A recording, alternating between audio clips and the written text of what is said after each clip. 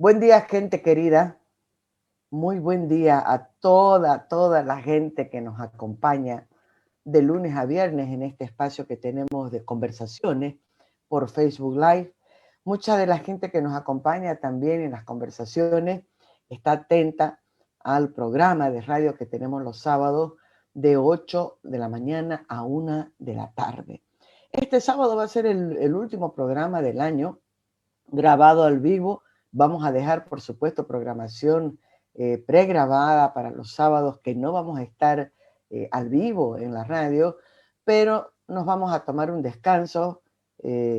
David y yo, ese es todo el equipo. Después tenemos un grupo de voluntarios que nos apoya, pero vamos a descansar unas 3 semanitas, pese a la coyuntura política, a lo que pasa en este país, que en cualquier caso cambia, cualquier momento cambian las cosas. Vamos a darnos un respiro. Está ya en Santa Cruz de la Sierra mi querida amiga Ingrid Holwe, que siempre nos escucha desde Alemania. Ayer he tenido el gusto de hablar con ella, ya nos veremos la próxima semana.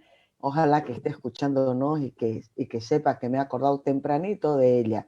Hoy es jueves 17 de diciembre de 2020, 25 grados la temperatura en Santa Cruz de la Sierra en este momento. 32 grados va a ser la temperatura máxima, la mínima ha sido 23. Un día bonito hoy. Ha estado un poco inestable, lloviendo. Mañana va a estar nuevamente nublado, pero hoy mucho sol en este jueves. Tengo el enorme placer de volverlo a traer a nuestros espacios para conversar sobre economía a Mauricio Ríos García, licenciado en Economía por la Universidad Mayor de San Simón, especializado en la Pontificia Universidad Católica de Santiago de Chile, también en Economía, en Filosofía, Política, Sistemas Comparativos de Gobierno, Reformas Estructurales, Políticas de Transición y Sistemas y Estrategias Privadas de Seguridad y Defensa. Mauricio Ríos es además máster en Economía de la Escuela Austriaca por la Universidad Rey Juan Carlos de Madrid, y desarrolla su tesis doctoral en Economía aplicada por la misma universidad. Ahorita le voy a preguntar si ya la ha terminado porque estoy leyendo unos datos personales de Mauricio que dudo mucho que estén actualizados. Digo esto, ustedes saben que acá las cosas son como son nomás, ¿eh? No nos hacemos.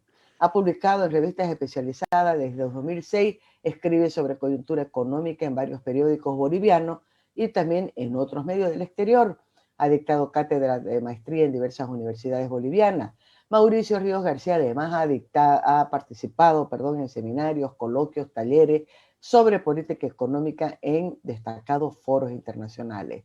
Reside en Bolivia, es director académico nacional de posgrado en la Universidad Privada del Valle, es miembro del cuerpo académico investigador de la Fundación Milenio, y Mauricio Ríos García además ha fundado un estudio privado que se dedica a dar asesoramiento estratégico financiero de empresas privadas bolivianas y latinoamericanas en tiempos de elevada incertidumbre económica global. Miren esta última frase, Dios santo. Tenía una bolita de cristal de hace tiempo, Mauricio, y sabía que ese iba a ser un tema en el que nunca le iba a faltar trabajo. Querido Mauricio, te he presentado así porque esto va a quedar grabado. La vamos a compartir nuevamente en uno de los sábados que vamos a estar de descanso, porque mucha gente que nos escucha en la radio no nos acompaña durante los días que estamos aquí de lunes a viernes. Y estoy segura que nuestra conversación va a ser espectacular con vos. Buenos días, estimada Maggie. Muchas gracias por semejante presentación. Estoy honrado de estar nuevamente en tu programa. Y sí, efectivamente, como muy bien decías, no está actualizado porque ya no estoy ni en Fundación Milenio ni en Univalle. Hace ya buen tiempo atrás, además. Pero todo lo demás está en lo correcto. Y por cierto, no he terminado todavía el doctorado y en todo caso lo he retomado justamente gracias a las cuarentenas. Entonces, espero poder continuar sin parar hasta terminarlo. Espero que sea además pronto. Pero aquí estamos. Nuevamente, gracias por tu invitación. Estoy encantado de estar contigo nuevamente. Mauricio, era imposible cerrar este año y no incluir en las 10 conversaciones que habíamos previsto para hacer balance en diferentes áreas sin contar con vos, sin tenerte en este espacio, porque no hay duda que el tema económico sigue siendo central. Y además cuando hablamos de economía, Mauricio, ¿no? Hablamos de política, hablamos de salud, hablamos de educación, hablamos de sociedad, de libertades democráticas, o sea que la economía engloba prácticamente todo. Lo primero que te quiero preguntar, estamos ya a 17, ¿cuántos días? Menos de 15 días, pues faltan, ¿no? 17 para que se acabe este 2020, un año muy complicado, no solamente para Bolivia, sino a nivel mundial, Mauricio. Eh, ¿Qué balance están haciendo ustedes los economistas? Primero pensando en Bolivia y luego mirando lo que ha ocurrido a nivel internacional. Y digo, cualquier área que toque, con el que hable, aparece quién, el señor invisible, el COVID-19, la pandemia del COVID-19. Sí, por supuesto. Mira, empiezo por el final, lógicamente, por la parte final de tu pregunta. Y sí, efectivamente, el año indudablemente ha estado profundamente marcado por la pandemia, pero al mismo tiempo por las medidas, por las políticas macroeconómicas que el conjunto de los países o de la gran mayoría de los países alrededor del mundo han aplicado para afrontar la pandemia. Uno de los primeros elementos, antes de entrar a hablar de 2021 y perspectivas, ha sido justamente la medida implementada a sugerencia y recomendación de la Organización Mundial de la Salud y recomendaciones también del gobierno chino sobre cómo se debía lidiar con la pandemia. Primero, los economistas, la gran mayoría de economistas cometieron el error de calificar la pandemia como un gran cisne negro, es decir, que era un es decir, un evento altamente improbable, pero de mucho impacto en caso de suceder. Pues no fue ningún cisne negro, era altamente previsible, había mucha gente que ya lo estaba viendo, que estaba alertando sobre este problema, y la gran característica fue que los gobiernos reaccionaron mal y tarde, y sin cuestionar las medidas que un gobierno como la China estaba implementando para lidiar con la propia pandemia. Es decir, me refiero a los confinamientos masivos y forzosos de manera inmediata a lo largo y ancho de toda la economía global. Esto es algo realmente inédito, es algo que no se veía, o las medidas contra una pandemia no se las veía en los últimos 100 años con la gripe española. Entonces, esos son los primeros elementos a cuestionar. La forma en la que reaccionaron los gobiernos, qué tanto presupuesto necesitaban realmente para lidiar con esta crisis. Y finalmente, si había que confiar por completo en la Organización Mundial de la Salud. Afortunadamente, no todos los gobiernos alrededor del mundo respondieron como recomendaba la Organización Mundial de la Salud. Tenemos casos como el de Taiwán o el de Suecia, por ejemplo, que no hicieron exactamente lo mismo. En ningún momento entraron en cuarentena masiva y forzosa para lidiar con la pandemia. Eso por un lado. Y por el otro, lógicamente, las cuarentenas masivas y forzosas se tradujeron, lógicamente, en una recesión sin precedentes. Es decir, vamos a terminar 2020 con un crecimiento económico global solamente a niveles de 1946. Eso es Miércoles. impresionante. Pero al mismo tiempo, me animo a decir que no es tan grave como los años de la Gran Depresión, como mucha gente se ha apresurado en afirmar. Al mismo tiempo, los economistas también, muchos han afirmado que la economía que hemos tenido durante 2020 se parecía, mejor dicho, a una economía de guerra. Pues no, en absoluto. La primera característica de una economía de guerra es, entre otras cosas, que, si estamos hablando de 1946, es inmediatamente después de terminada la Segunda Guerra Mundial.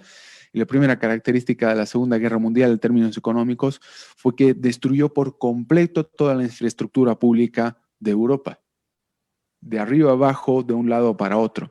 Y en este caso, la capacidad instalada de la economía global estaba intacta. Es decir, como decía algún economista que admiro mucho, llamado Vernon Smith, en un principio decía, la economía no se está destruyendo, sino que está solamente on hold, es decir, en espera, y hay que aguantar mucho más. Pero nadie se imaginaba al mismo tiempo que las cuarentenas masivas y forzosas durarían mucho más de lo que se pensaba en un principio. Muchos decíamos que iba a durar probablemente, o pensábamos, no que decíamos, probablemente un par de semanas, un mes, mes y medio, exagerando, pero no 6 meses en algunos casos.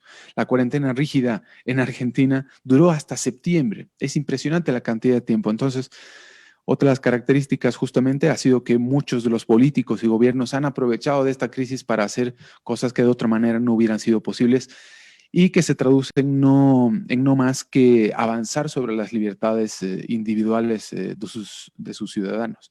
Al mismo tiempo y de manera concreta sobre la economía, también hablando en materia de política macroeconómica, hemos visto un incremento espectacular de la deuda pública global.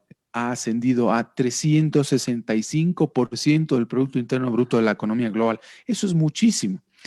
Si se acuerda la gente de la crisis, de la última crisis severa y con muchísima incertidumbre y volatilidad que tuvimos en el mundo, fue la crisis del euro entre 2011 y 2012, cuando se cuestionaba el futuro o la unidad del euro. Se pensaba que el euro se iba a romper por varias cosas, pero una crisis que se estaba arrastrando ya desde 2007, 2008, con la bancarrota de Lehman, con la explosión de las burbujas inmobiliarias que dio por todo el mundo, sobre todo en España, hablando de Europa. Y nuevamente tenemos una crisis relativamente similar. En 2011-2012, uno de los principales problemas era la acumulación de deuda que habían tenido los países de la periferia europea, que estaban rondando el 100% del Producto Interno Bruto. Ahora mismo la deuda pública de los países europeos y sobre todo de la periferia, nuevamente, por no haber hecho todos los ajustes y reformas desde entonces, ha superado ya la barrera justamente del 100% del Producto Interno Bruto. Entonces, la crisis es comparable más a la de la gran recesión en términos estrictamente económicos y en términos generales más a niveles de 1946. Y en ese sentido me extiendo un poquito más, estimada Maggie.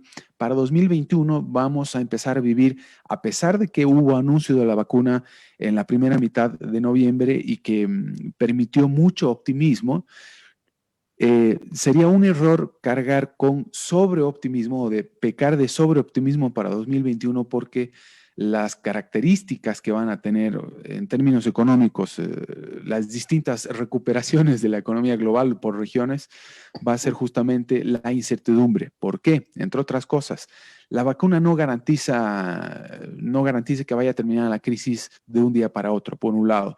Hay que todavía atender los mecanismos de distribución de la vacuna, quiénes van a empezar, por qué, cómo, cuándo, dónde, cómo se las va a financiar, si las va a financiar el Estado o el sector privado, cuánto van a costar, quiénes se las van a aplicar, quiénes van a estar, quiénes se van a oponer a recibir la vacuna y un montón de cosas. Y al mismo tiempo, en términos económicos, todavía falta mucho por ver porque vamos a empezar a vivir las consecuencias justamente de las políticas macroeconómicas aplicadas en modo pánico en el que entraron los gobiernos alrededor del mes de marzo de este año. Es decir, no solamente por el incremento de deuda, sino que vamos a ver muchos más impuestos en consecuencia, vamos a ver mucha más inflación, inestabilidad política y demás. Y en términos de inversión también para los inversores va a ser cada vez más difícil lograr rentabilidades porque las tasas de interés, va a seguir habiendo represión financiera, las tasas de interés de referencia de los principales bancos centrales alrededor del mundo han estado y van a seguir estando en niveles extraordinariamente bajos e incluso van a buscar tasas de interés nominales negativas. Entonces va a ser muy difícil lograr rentabilidad. Entonces, esos son algunos de los desafíos que te puedo mencionar ahora mismo a futuro. Menos inversión también, ¿no? Menos inversión tanto pública como privada. Ya estamos viendo, luego vamos a hablar de Bolivia, pero me ha encantado este pantallazo que nos da de entrada Mauricio Río, porque me permite hacerte algunas preguntas. Todavía no hemos terminado de asimilar y yo creo que la comunidad científica, la comunidad de estudiosos, de investigadores, estoy pensando en economistas, pero también en filósofos, en sociólogos, están en los estudios de cuál es el impacto, cuál es el efecto real que ha tenido este confinamiento que nunca hemos pensado vivirlo. No sé en qué época, porque ni siquiera con la gripe española la realidad fue esta, que de repente parara todo el mundo, ¿no? Con la gripe española fueron, sí, algunos países, pero no con este impacto por el tema de las el transporte, las facilidades de contagio, en fin, uno puede entrar en otros detalles que hacen más ya de manera puntual a la salud, a los médicos. El gran debate fue durante todo este tiempo, Mauricio, economía o salud, como si fueran cosas distintas. Y ahí yo creo que pesó mucho este tema de la cuarentena. Y no es solamente en Bolivia, hemos visto que el debate se ha trasladado también a otros países. Quiero preguntarte si efectivamente podría haberse lidiado, y esto es una suposición porque nadie sabe a no ser que ocurran las cosas, ¿no? Estamos simplemente analizando acá, especulando en algunas cosas. Si hubiera sido posible controlar el COVID-19 sin una cuarentena rígida. Bueno, sí, en orden. Excelentes tus preguntas, Maggie. Como siempre, me estás haciendo pensar mucho. Lo primero, luego de haber visto todo lo que hemos visto durante 2020, incluyendo los debates sobre los que preguntas y demás, una de las primeras observaciones que tengo es que los ciudadanos alrededor del mundo hemos delegado demasiado nuestra responsabilidad individual respecto en particular de nuestra seguridad en las autoridades, no solamente en las autoridades locales e incluso nacionales, sino además globales o algunos que tienen pretensiones de formar incluso un gobierno global. Muchos se apresuraron, muchos políticos sobre todo se apresuraron en decir que lo que se necesitaba para lidiar con esta crisis y otras crisis similares venideras, eventuales, era la conformación de un gobierno global con medidas globalizadas. Tal vez fueron algunas declaraciones desafortunadas, tal vez estaban pensando en que se trataba más de medidas coordinadas, pero aún así, aunque fueran medidas coordinadas, no porque sean coordinadas van a dejar de cometer errores. Entonces, nosotros los ciudadanos tenemos que caer en cuenta que debemos primero recuperar la responsabilidad individual respecto de nuestra seguridad y defensa, sobre la manera en que debemos lidiar con crisis generalizadas. Puede ser de una pandemia o nuevamente la caída de las bolsas o crisis económicas similares como la bancarrota de Lehman Brothers en 2008 y demás. Eso por un lado. Y por el otro, respecto del debate sobre salud versus economía, lógicamente, como tú muy bien dices, es falaz, es un engaño en todo caso y es un pésimo enfoque porque economía es salud. En todo caso, quienes reprochaban a quienes preferíamos ver sí, preferíamos ver medidas que no tuvieran que ver con confinamientos masivos y forzosos. Fuimos duramente criticados, la gran mayoría criticó a quienes no estábamos de acuerdo y además nos manifestamos en contra de las cuarentenas. Pensaban que nosotros defendíamos la idea de que esta idea crematística que se tiene sobre todo desde el marxismo clásico sobre la economía, que todo es mercantilista, ¿no? Es decir, que todo es dinero, nada. No, economía en realidad tiene que ver con la libertad del individuo para poder encontrar soluciones antes que nadie, encontrar soluciones de los demás, además, antes que las propias, ofreciendo además un enfoque que nadie antes ha tenido. Es decir, la idea es encontrar soluciones en el entorno inmediato que nadie ha identificado antes que uno a cambio de un legítimo beneficio. Y no hay ninguna garantía además de éxito. Entonces, economía significa solucionar problemas. Que los individuos tengamos libertad para actuar y solucionar problemas. Si nosotros nos llevan, si nos enjaulan, primero perdemos la libertad. Segundo, aunque podamos pensar libremente, no tenemos cómo actuar en consecuencia, en función de nuestras propias ideas. Pero fundamentalmente no podemos salir de esta jaula para poder ofrecer ideas o ayudas concretas frente a cualquier tipo de crisis. Es decir, no me imagino ningún otro tipo de crisis a la que en la que los gobernantes se les ocurra nuevamente llevarnos a confinamientos masivos y forzosos. Y date cuenta, fíjate fíjate esto en esto siguiente que te voy a contar, Maggie. Ha habido muchas medidas de algunos gobiernos, unos han sido mucho más perversos que otros, como el caso de la China, por ejemplo, han implementado a cambio de libertad han implementado medidas de seguridad que supuestamente eran pasajeras y solamente durante la pandemia o durante lo peor de la pandemia, que incluía el encarcelamiento de los ciudadanos o el arresto o incluso encarcelamiento de los ciudadanos. Hasta el día de hoy, pasado buena parte de lo peor de la pandemia, esas medidas siguen vigentes. Es decir, el estado de alarma ha servido para muchísimas cosas y ha beneficiado mucho más a los gobernantes y sus pretensiones megalomaníacas, más que para los ciudadanos en el ejercicio de sus libertades y solución de problemas. Entonces, en eso constituye básicamente el debate falaz que hemos tenido durante todo el año. Eso sí, los economistas no tienen ni tenemos la respuesta final sobre cómo se debió haber lidiado con la pandemia. Lo que sí está claro es que no hay soluciones, pero sí trade-offs, en lo que muy bien podíamos haber ayudado y hemos tratado en todo caso, pero sobre todo algunos que se han especializado particularmente en el tema de la pandemia, es en aclarar o en ayudar a pensar a quienes implementan políticas públicas, sobre todo en materia de seguridad y de salud contra la pandemia, en decirles cuáles pueden ser las consecuencias justamente de implementar cuarentenas masivas y forzosas. Insisto en decir, aquí no hay soluciones inmediatas, mucho menos la van a tener los economistas porque no es su rama, no es su especialidad. Pero sí que los especialistas pueden advertir cuáles son los trade-offs de implementar determinadas políticas, suprimiendo libertades para garantizar seguridad y para garantizar la salud de la población.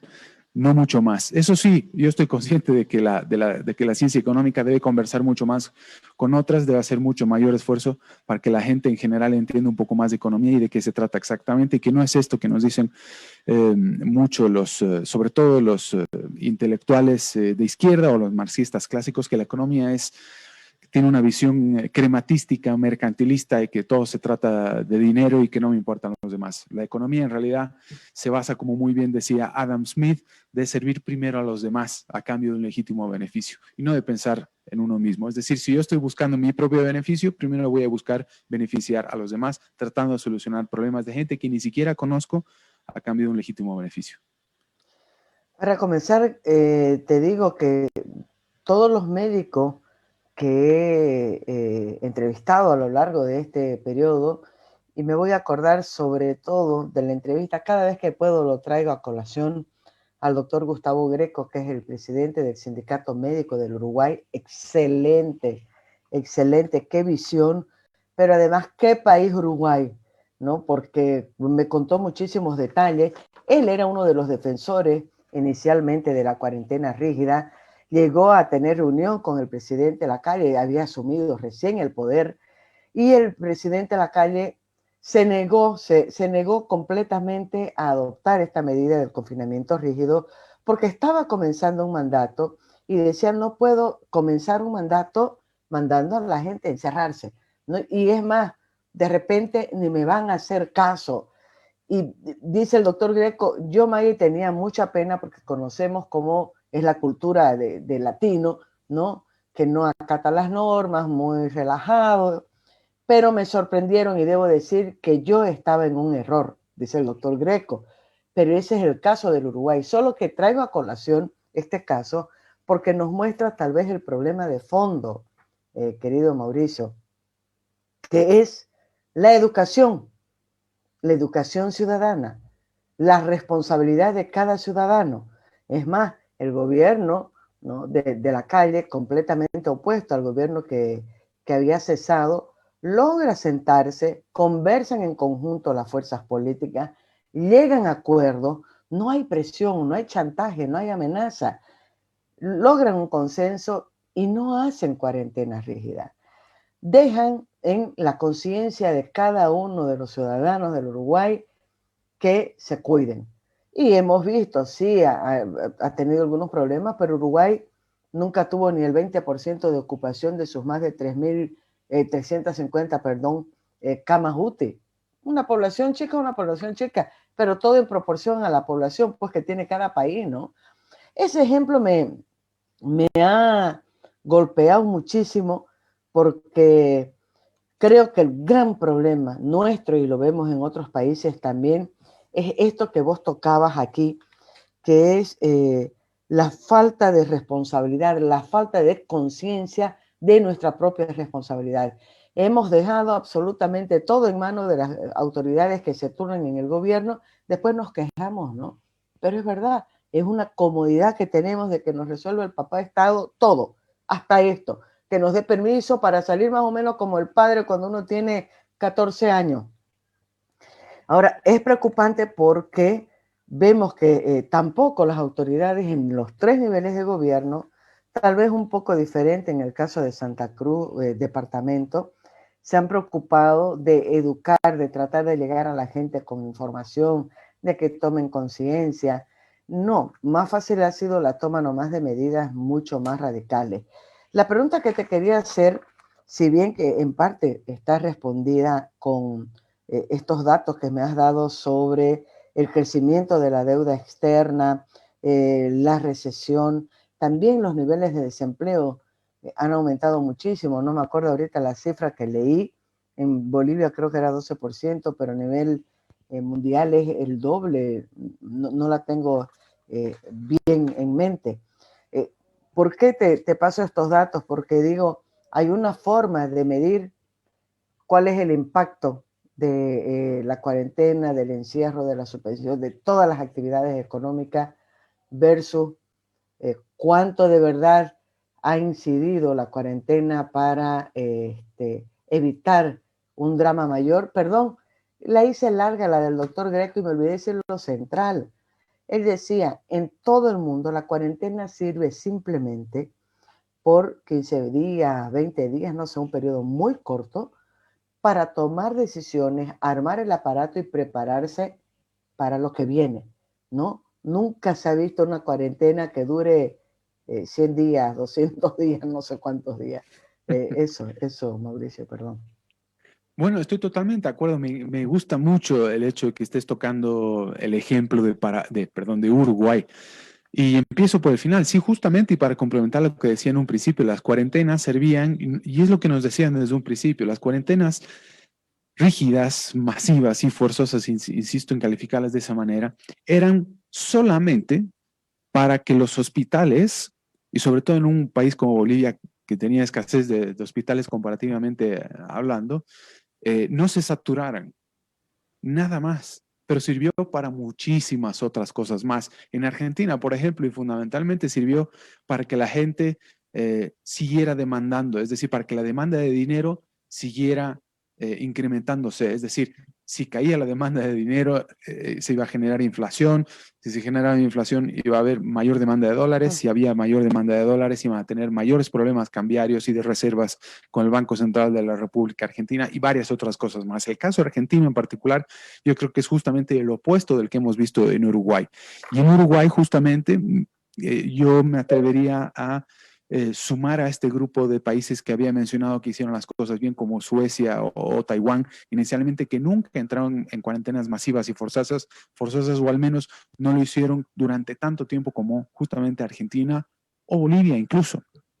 Pero bueno, como decía más temprano, por cierto, sobre el tema este de la educación, yo estoy totalmente de acuerdo, pero también creo que es necesario aclarar que cuidado la gente vaya a pensar que educación es sinónimo de obedecer al gobierno, porque fíjate tú, hablando de la Segunda Guerra Mundial, como la que habíamos mencionado en un principio, el pueblo alemán es un pueblo muy educado, altamente educado, disciplinado y demás, pero fue justamente ese uno de los factores principales que llevó a Hitler al éxito político, o al menos a poder implementar las políticas que estaba queriendo implementar, porque el pueblo alemán justamente era muy obediente, muy disciplinado y demás. Fue relativamente más fácil, me imagino. No sé qué tan fácil podrá ser para un Hitler, por ejemplo, tratar de implementar todo lo que hizo, tratar de hacer todo lo que hizo. En América Latina, por ejemplo, no me imagino un Hitler latinoamericano porque la gente no lo obedecería en absoluto.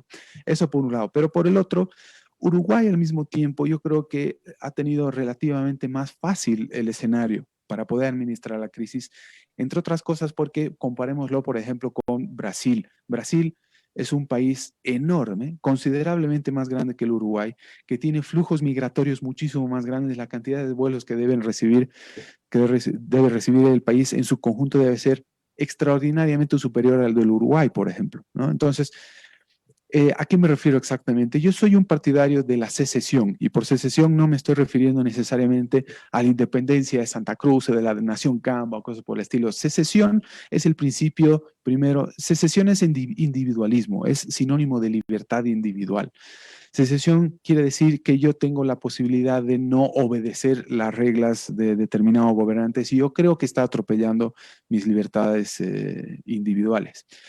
Pero para avanzar un poco más, a mí me encantaría que todos los países alrededor del mundo, mientras más pequeños justamente como el Uruguay, sean, pues mejor.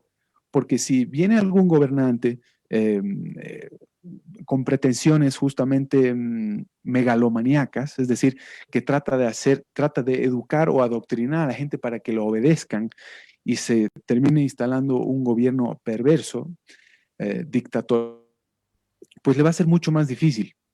O al revés, le va a ser, no le va a servir de mucho ser dictador. No es lo mismo ser dictador en Uruguay que en Brasil, por ejemplo, o en Estados Unidos. Entonces, mientras más pequeños se mantengan los estados, fundamentalmente, antes que las naciones, pues mucho mejor. A mí me encantaría, por ejemplo, pensando ya, qué sé yo, en un avance de las autonomías, en federalismo y del federalismo, en incluso independencia, que Bolivia sea, por ejemplo, sean 9 países distintos. A mí me encantaría este tipo de cosas, esa conformación de administración política territorial.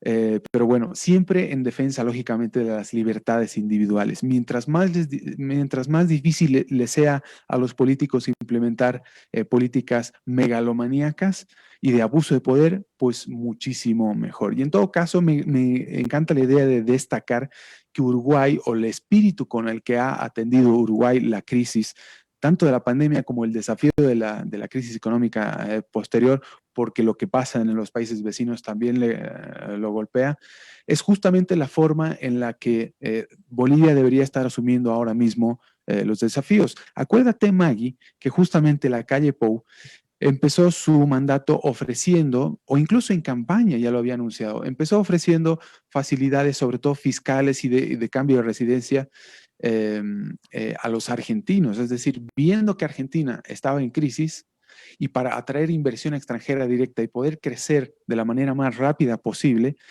atrajo capital argentino en cuanto le fue. Entonces, son dos cosas fundamentales que quiero destacar del Uruguay. La forma en la que lidió con la crisis de la pandemia y la forma en la que decidió encarar el espíritu de la política económica que iba a terminar implementando durante todo el resto de su gobierno. Creo que vamos menos de un año de gobierno de la calle Pou en el Uruguay y le doy un voto de confianza. Yo tenía el mismo espíritu, era igualmente optimista cuando Macri ganó en Argentina o cuando Piñera eh, ganó la primera vez en Chile, incluso la segunda vez, aunque ya era escéptico, y terminaron decepcionando, pero terriblemente.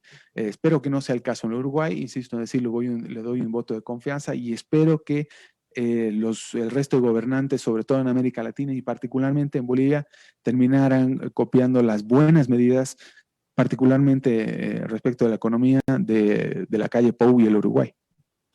Vos sabés que ahorita, cuando estás diciendo estas cosas, me estoy acordando de una de las reflexiones que compartía con nosotros ayer Hugo Carvajal Donoso.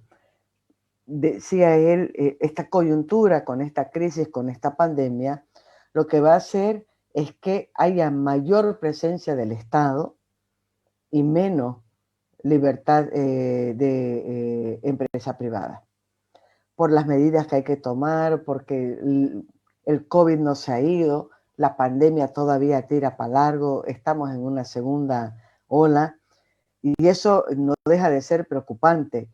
Vos ves eso también, que la tendencia es que lejos de conseguir lo que estás planteando, este ideal, lo que va a ocurrir es que haya una mayor presencia de Estado. Sí, absolutamente, no me cabe la menor duda, sobre todo por el incremento de la deuda pública global durante 2020 que te mencionaba. Para poder cancelar esa deuda, se van a hacer unos experimentos políticos espectaculares, pienso yo, sobre todo a partir de 2021. Vamos, que ya lo hemos visto durante todo 2020 de manera inmediata. Los gobernantes se han aprovechado de la pandemia, en todo caso, para implementar algunas de las ideas que probablemente no hubieran sido posibles de otra manera. Lo que sucede, estimada Maggie, es que cuando se vieron las libertades individuales en un contexto de crisis, y nosotros los ciudadanos se los permitimos a los gobernantes, pues los gobernantes eventualmente van a buscar cualquier crisis, sino incluso generarla, para seguir violando las libertades individuales. Esa es la gran paradoja, si se la puede llamar de alguna forma, que se observa no solo en esta, sino en cualquier otra crisis generalizada. Puede ser de la economía, puede ser política, social y demás. Esa es la gran característica de los gobernantes con demasiado poder. ¿Sí? No se les puede otorgar todavía más poder en momentos de crisis. Es justamente lo contrario. En momentos de crisis, y siempre hay que tratar de buscar justamente cuáles son las causas de determinada crisis que no suceden, sobre todo en términos económicos, no suceden así como cuando un día simplemente llueve. Las crisis económicas no suceden como cuando llueve, como cuando cambia el clima simplemente, sino que tienen causas muy concretas justamente en el intervencionismo estatal. Es decir, cuanto mayor intervencionismo, mayores garantías de que haya una crisis económica generalizada eventualmente. Pues justamente en ese sentido lo que van a tratar de hacer los gobernantes es, con cualquier pretexto, si por ellos fuera la crisis de la pandemia no terminaría nunca porque les ha venido muy bien, justamente para implementar cosas que de otra manera no hubieran sido posibles. Por ejemplo, se me ocurre el caso chileno. La idea de retirar parte de los aportes a las AFPs, que por cierto las AFPs son parte medular del modelo económico chileno implementado entre los años 70 y 80 por los Chicago Boys y Augusto Pinochet y demás. Ya era un proyecto que tenía muy larga data, que se lo trató de implementar, pero que no fue posible sino hasta que llegó la pandemia, ¿sí? Eh, si no fue hasta que llegó una emergencia comparable como la de la pandemia. Y les fue muy fácil aprobar el proyecto de retiro de fondos de las AFPs. Primero aprobaron 10% del retiro de los aportes a las AFPs y ya era un problema. Muy pocos se opusieron o muy pocos pudieron oponerse y manifestar que era una pésima idea. Pero no fue suficiente, o al revés, fue suficiente para quienes habían propuesto esa idea de los primeros retiros de aportes equivalentes al 10%, que ya hay nuevas leyes para retirar otros 10 y 15 hasta llegar al 50% de los aportes a las AFPs. ¿Qué significa todo esto? Quienes estaban proponiendo en un principio estas medidas buscaban no favorecer a la gente que había hecho aportes a las AFPs, sino terminar de destruir el modelo chileno liberal. Acuérdate que Chile se mantuvo durante muchos años, durante al menos 2 décadas, como el norte de los liberales, sobre todo en materia económica, a seguir por el resto de América Latina. Chile, en materia de libertad económica, era la luz para los liberales. Y de eso estaban muy conscientes, sobre todo el socialismo del siglo XXI, que más tarde se convirtió en el Grupo de Puebla. Estaban felices con la idea de que hubiera una pandemia o una crisis generalizada que les permitiera terminar de destruir el modelo chileno. Entonces, eso fue exactamente lo que ha sucedido. La idea, insisto en decir, no era favorecer a nadie en particular, sino primero destruir un modelo para poder implementar otro. Entonces, yo me atrevería a decir que el modelo chileno en ese sentido está totalmente muerto y no creo que una asamblea constituyente vaya a mejorar la situación de los chilenos a futuro, sino solamente la libertad económica. Entonces, para redondear, estoy totalmente de acuerdo con Hugo Carvajal en que las crisis económicas, o perdón, las crisis generalizadas, incluyendo las económicas, permiten siempre a los gobernantes, porque los ciudadanos al mismo tiempo se los permitimos, avanzar sobre las libertades individuales de los ciudadanos, no para mejorar las cosas, sino para agravarlas, pero probablemente solamente para favorecer a los gobernantes y al bolsillo de ellos y su entorno. Quería acordarme de una frase fantástica que leí, que hablaba de que gobiernos populistas, como el MAS aquí, y también incluía a Bolsonaro, lo que están buscando no es soluciones, sino generar más caos. Ahí no me acuerdo, la tengo que buscar, es una frase espectacular que me la he guardado en algún lugar porque esas frases me sirven. Ahora, Mauricio, estoy pensando en Bolivia, en todo este panorama que estás planteando. Ya ahora es fácil prever qué es lo que va a pasar, digo, qué va a pasar en función a las medidas que puede tomar el nuevo gobierno, porque conocemos perfectamente cuál es la apuesta del gobierno del MAS, lo hemos visto en 14 años, pero además porque paradójicamente el nuevo presidente es nada menos que el tipo de la película de las medidas económicas de esos 14 años de gobierno.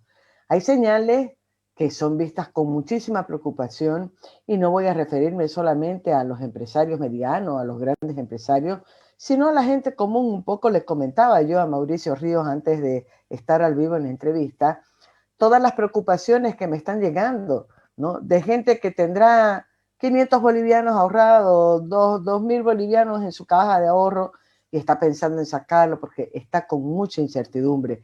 Y decías vos, hablabas de la propuesta para atraer inversiones de la calle, ¿no? Cuando sugería, hacía una invitación prácticamente a los argentinos y digo, ¿cuánta diferencia para lo que está ocurriendo aquí?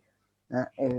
Grabar el capital de los extranjeros, y hemos visto que más de 1.200 o 1.400 millones, no me acuerdo cuánto, según datos del Banco Central de Bolivia, han salido del país en un par de meses. Sí, exactamente. Bueno, justamente, empiezo nuevamente por el final. A mí me encantaría que Bolivia tenga la suficiente liquidez, lucidez, como la de alguien como de la calle Liquidez Pou y en el lucidez, Uruguay. o lucidez y liquidez, uno podría decir, ¿no? Sí, absolutamente, pero liquidez de la buena. Muchos creen que las devaluaciones se traducen en liquidez y que liquidez se van a traducir en solvencia, pues no necesariamente se sigue en ese orden. Pero bueno, se lo puede discutir de otra manera y en otro momento, tal vez estos aspectos un poco más técnicos. Pero sí, efectivamente. Fíjate tú, Maggie, primero que lo que se está haciendo ahora mismo, y es algo que yo reproché durante todo el tiempo que hubo campaña electoral a los candidatos que hoy son de oposición, hoy Arce Catacora está implementando gran parte, si no todas las medidas que estaban proponiendo los que hoy son opositores en campaña. Fíjate que durante campaña los opositores se reunían a discutir y finalmente cerraban sus discusiones en plataformas digitales y demás, diciendo que había un consenso respecto de qué es lo que se debía hacer en materia económica para capear semejante crisis. Y concluían que lo que se necesitaba o que la vía para lidiar con la crisis era el incremento de la deuda pública externa. Y no solamente el incremento de la deuda pública externa, sino además el destino de la deuda pública en gasto fundamentalmente en infraestructura, gasto público en infraestructura. Hoy sabemos que alrededor de el 35% del presupuesto general del Estado 2021 se lo va a dedicar al estímulo de la demanda agregada interna, particularmente en infraestructura pública. Va a haber otro 35% al sector productivo y demás para inyección de capital a empresas públicas que jamás han generado utilidades, en su gran mayoría son deficitarias. Y probablemente estén felices. Todos los que proponían incrementar la deuda pública externa para destinarla al estímulo de la demanda agregada interna mediante el incremento al mismo tiempo del gasto público y la acumulación de déficits y demás, sin temor a que haya siquiera inflación, es justamente lo que está haciendo ahora mismo Catacora y me parece absolutamente reprochable. La gran diferencia, en todo caso, ha sido los resultados que va a tener la política económica que está implementando Arce Catacora van a ser los mismos que hemos tenido hasta el día de hoy, porque nada ha cambiado. Se ha generado muchísima expectativa sobre Arce Catacora durante todo el año hasta que terminó ganando, porque se suponía que él era quien sabía qué es, quien más sabía qué es lo que había que hacer frente a la crisis económica. Y lo interesante de todo esto es que no hay plan, no hay ningún plan como él mismo dijo que en diciembre se iba a anunciar un plan y que además estábamos comenzando a ser sumamente austeros, que íbamos a tener un gobierno sumamente austero. No solamente que no ha habido austeridad, estimada Maggie, porque para la austeridad no se crean nuevos ministerios. Ha creado 2 y incluso 3 nuevos ministerios en cuanto asumió el mandato. Y entre otras cosas, no se logra generar, no se logra austeridad real simplemente sin utilizar el Falcon para ir al Brasil. Se genera austeridad recortando el gasto público en 30-40%, como alguna otra vez te había comentado. Eso sí es austeridad, austeridad creíble y además que puede generar expectativas reales respecto al futuro y además permitiría ser optimistas en el futuro, sobre todo de largo plazo. Tal vez no del corto, pero sí del largo. Y lo que se está haciendo ahora es más de lo mismo que se hizo en los últimos 15 años. La única diferencia en materia de política económica que hubo en los últimos 15 años ha sido probablemente en el periodo muy breve que tuvo José Luis Parada a cargo de Hacienda entre fines de 2019 y principios de 2020, pero nada más. En cuanto llegó la pandemia, todo el mundo pensó que se debía implementar políticas keynesianas. El mismo gobierno de Yanine Áñez implementó medidas keynesianas que se traducían en incrementar la deuda pública externa para destinarla al gasto público. Y que por tanto, bueno, lo mejor en todo caso de Yanine Áñez fue que en un principio hizo algunas tareas como la apertura de las exportaciones y no haber devaluado, lo cual, y haber recortado todo lo que le fue posible el gasto público, que le permitió reducir un poco, 1,5 porcentual nada más el déficit fiscal, que al mismo tiempo le permitió cierto margen de maniobra para atender la crisis de manera inmediata. Eso sí, en una emergencia de muy corto plazo. Sin embargo, con el pasar del tiempo, todo se tradujo en más facilidad crediticia, en los diferimientos y demás, que es justamente lo que estaban queriendo hacer la gran generalidad de opositores que al mismo tiempo le reprochaban a Yanine Áñez. Así que fue absolutamente caótico. Hablando de educación, como mencionabas más temprano, los opositores tienen que investigar un poco más sobre qué es economía, sobre por qué, de dónde sale la idea esta de que hay que construir un consenso en relación a las políticas keynesianas. ¿Quién les dijo que las políticas keynesianas fueron las que sacaron a la economía global de la crisis en la que estaba en la Gran Depresión? Y demás. Vamos, parte de los elementos que se suele utilizar para discutir sobre política económica. Pero esa es una de las grandes paradojas, estimada May. Parte de las incertidumbres está en medidas un poco más concretas, para hablar de cosas un poco más concretas, la creación del impuesto a las grandes fortunas, por ejemplo, que me imagino que es una de las cosas sobre las que me estás preguntando, o cómo han caído las reservas internacionales, cómo han ido cayendo las reservas internacionales y cómo es que eventualmente ante cualquier problema que pudiera haber, ante cualquier eventualidad, justamente como la que ha habido ahora mismo con la pandemia en 2020, podríamos no tener la capacidad de hacerle frente justamente. No son cosas que, parece que no son cosas que le preocupen al nuevo gobierno, y está haciendo más de lo mismo. Es decir, si están cayendo las reservas internacionales, si no estamos pudiendo atraer inversión extranjera directa, no solamente desde 2019, sino sobre todo desde 2013, si no estamos pudiendo generar valor y por tanto crecimiento de largo plazo y demás, es decir, no hay forma de ser optimista ya incluso en el corto plazo. No es que quiera asustar a la gente, pero no hay elementos para ser optimista. Insisto en decir, la oposición, por tener el mismo diagnóstico errado de este gobierno respecto de lo que hay que hacer de la crisis económica, que buena parte se la debe justamente a la política que se ha implementado en los últimos 15 años, no hay forma de ser optimistas, estimada May. Entonces, la gente que al menos duda un poco de sus gobernantes y al mismo tiempo de los opositores, hoy en día, sobre todo en el Parlamento, tiene que hacer sus propias tareas en casa, averiguar de qué se tratan, cómo pueden salir, consultar a quien sepa realmente, pero no puede delegar nuevamente su responsabilidad individual en los gobernantes ni en los políticos opositores, sobre todo en el Parlamento. Tiene que responsabilizarse, averiguar un poco más sobre qué es economía, investigar, preguntar a quien crean que es confiable, hacer un esfuerzo por entender un poco más sobre economía, sobre causas y efectos, cuáles son las causas y demás, cuáles pueden terminar siendo los efectos de las nuevas medidas de este gobierno y demás. Pues es todo lo que me animaría a decir, al menos por ahora. Si tienes alguna idea en concreto sobre la cual quisiera hablar, pues yo encantado. Tal vez el del impuesto a las grandes fortunas. Quiero tocar el impuesto a las grandes fortunas. Primero, ¿está medido quiénes son los grandes millonarios en Bolivia? ¿Y cuáles son esas grandes fortunas que hay si hablamos de la formalidad? Porque grandes fortunas hay en la informalidad y ahí no le va a llegar el impuesto, por supuesto, ¿no? Estoy hablando de la gran cantidad de dinero que se sabe mueve el narcotráfico, la trata de personas, en fin, todo lo que es ilegal, el contrabando y no sé qué cosas más. Sí me gustaría primero pensar, ¿quiénes son los millonarios, no? ¿Cuál es el beneficio que va a tener el Tesoro General del Estado con ese impuesto?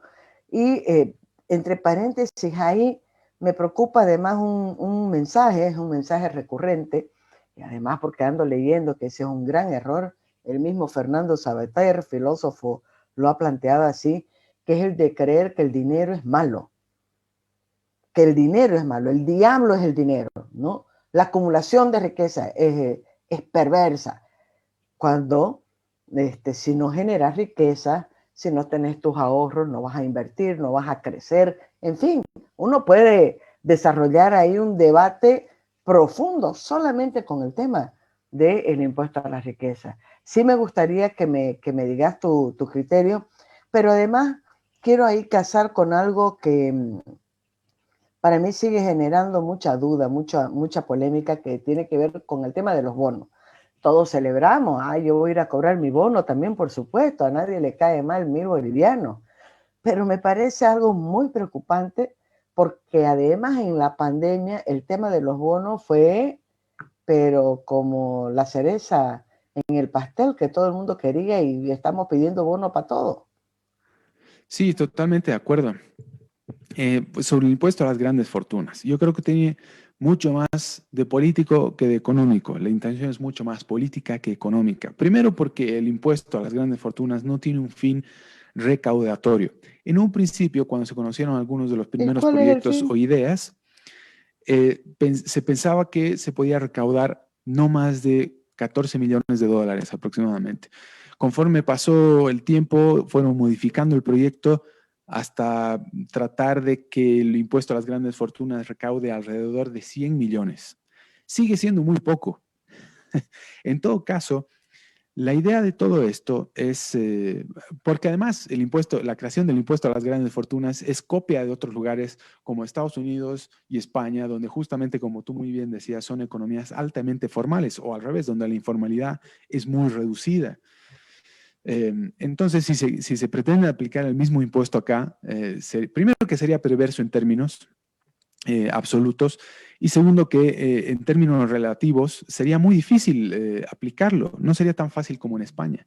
En España ya se hablaba del impuesto a las grandes fortunas antes de la pandemia, y justamente a raíz de la pandemia lograron o acercarse mucho más a la implementación de las grandes fortunas. Y lo primero que provocó este proyecto fue la fuga, la fuga de depósitos masiva que hubo de España hacia refugios fiscales como Luxemburgo, en una cifra equivalente solamente si no me equivoco, entre febrero, marzo y abril, hubo una fuga de depósitos equivalente a casi 25 mil millones de euros. Wow. Muchísimo dinero. Entonces, lo que no entienden los gobernantes, por lo general, cuando elaboran una política pública, es que las consecuencias van a terminar agravando el problema que de esa manera pretenden solucionar, ¿sí? Genera exactamente el efecto inverso, agrava la situación. Entonces, no va a ser diferente en Bolivia. Primero que necesitamos dólares más que nunca. Como tú muy bien decías, han ido cayendo las reservas y no nos van a no nos van a permitir, no nos van a ayudar a enfrentar cualquier eventualidad, sobre todo en el sistema bancario y financiero, cualquier tipo de eventualidad. ¿Por qué? Porque lo primero que hace es espantar el capital. No tenemos inversión extranjera directa a niveles razonables como los tuvimos, por ejemplo, en 2013, que fue el pico durante este gobierno. La inversión extranjera directa en el país fue de menos 237 millones en 2019, que fue una caída enorme respecto de 2018 y que al mismo tiempo la cifra de 2018 ya estaba en mínimos de 2005. Imagínate tú, hemos llegado a estar incluso en negativo, así que son datos vergonzosos, diría yo, sobre inversión extranjera directa. Y lo peor que se va a hacer es espantar todavía más la inversión. Es decir, es una gran contradicción. Ayer, por ejemplo, Arce Catacora se reunió con el Mercosur y uno de los objetivos era pedir una coordinación o coordinar con el Mercosur en función de que se les condone deudas a las economías más golpeadas, sobre todo en la región, por supuesto, en el mundo, pero sobre todo en la región. No sería nada raro que lo consiga por motivos que luego te puedo explicar. Al mismo tiempo pretende incrementar la deuda pública. En vez de atraer capital, como lo está haciendo la calle Pou respecto de la Argentina y respecto al mundo en general, pero en particular de la Argentina, nosotros estamos espantando capital creando más impuestos. La calle Pou en Uruguay está facilitando la inversión, dotando al mismo tiempo de facilidades fundamentalmente fiscales y de residencia a los argentinos, pero nosotros las estamos entorpeciendo. Si fuéramos suficientemente inteligentes, con todo el capital que al mismo tiempo el inicio del proceso constituyente en Chile está provocando, en vez de atraer todo ese capital que está espantando Chile, por ejemplo, lo estamos espantando. Y no solamente que estamos espantando el capital extranjero, sino que estamos espantando nuestro propio capital. Estamos provocando que la gente, que los que más tienen, se asusten y prefieran invertir en el exterior, en cualquier otra jurisdicción que sea relativamente más segura, nada más, que tenga algo más de seguridad jurídica. Ni siquiera que invierta, qué sé yo, en lugares como Suiza, Estados Unidos y demás, que jueguen grandes ligas, sino cerca, relativamente cerca, en lugares como el Paraguay. Muchísimo del capital, sobre todo cruceño, del capital de Santa Cruz, se está yendo al Paraguay, entre otras cosas porque se parece mucho en términos económicos, pero además porque tiene ventajas fiscales también. Ya no me acuerdo, pero creo que los 2 primeros años, si uno invierte en el Paraguay, está exento de determinados impuestos o tiene algunas otras facilidades y demás. Solamente con hacer eso nosotros tendríamos motivos para el optimismo y incluso en el corto plazo porque atraeríamos el capital que necesitamos. Entonces, el impuesto a las grandes fortunas es muy desafortunado. El impuesto a las grandes fortunas es muy desafortunado. Y además, estimada Maggie, el objetivo de las grandes fortunas está en que el argumento primero tiene que ser aprobado por la generalidad del público. Todo el mundo está pensando que, ok, no me va a afectar en absoluto porque solamente les van a cobrar impuestos a los ricos. Y además está bien que les cobren a los ricos porque, como tú muy bien decías, está muy mal visto generar riqueza de manera legítima en este país, ¿no? Entonces, una vez que se apruebe políticamente la idea o el objetivo del impuesto a las grandes fortunas, luego lo van a extender. Primero van a tratar de cobrarle impuestos a las grandes fortunas a los que sabemos que son los más ricos en este país, algunos cuantos. Pero lo sabemos porque son rumores y porque tienen un perfil alto, que otros tienen un perfil más bajo y son normalmente acaudalados. Pero más adelante van a extender el impuesto a las grandes fortunas a quienes no tengan grandes fortunas. Y cuando les toque también a ellos, como no supieron defender a sus propios ricos o el impuesto contra su vecino, no van a poder defender para cuando pretendan aplicárselos a ellos mismos. Es decir, ¿cuál va a ser el argumento? Si permitiste que grabaran la fortuna de tu vecino, ¿qué es lo que va a impedir que vayan a grabar tu poca fortuna? ¿Sí? Es decir, la idea es primero la puntita, como dirían algunos, de manera coloquial, para que después sea un impuesto más extendido. Fíjate, además, respecto del IVA, por ejemplo, dicen que lo van a recortar para determinadas personas. Te iba a preguntar eso. Lo más probable es que vayan a incrementar eventualmente el IVA.